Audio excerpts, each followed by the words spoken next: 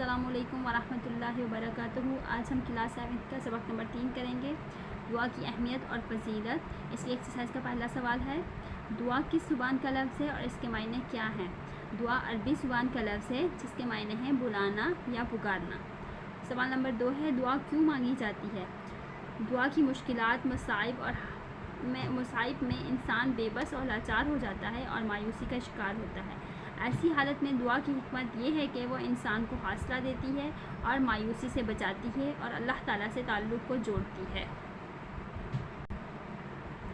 सवाल नंबर 3 है, दुआ के कबूल होने की क्या सूरतें हैं।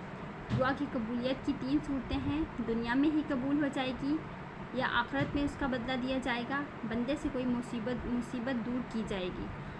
इसका मतलब यह है कि हमें दुआ मांग के कभी भी मायूस नहीं होना चाहिए। दुआ हर हाल में कबूल होती है, या तो वो दुनिया में ही कबूल हो जाती है या तो फिर उसका आखिरत में बदला मिलेगा, या तो फिर बंदे पर कोई ऐसी मुसीबत आनी होती है जो दुआ की वजह से टल जाती है, दुआ की वजह से वो नहीं आती। इसीलिए किसी भी सूरत में दुआ जो है वो कबूल होती है, किसी भी सूरत में हो, लेकिन दुआ लाजमी कबूल होती है।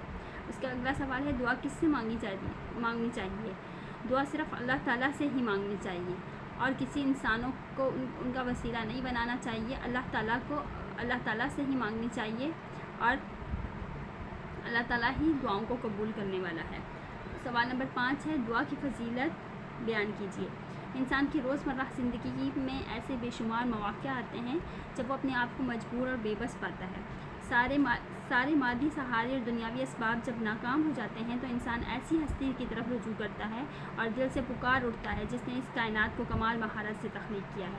वो ऐसी हस्ती है जो हर चीज़ पर कामिल कुदरत रखती है, वो अल्लाह ताला की हस्ती है। इंसान इस पर कामिल यकीन रख कर चाहे दिल से इसको पुकारे या ज़ुबान से इसको पुकारे, वो उसको सुनता है और उसकी हाजत को पूरी करता है। वो समीओ बसीर हस्ती है।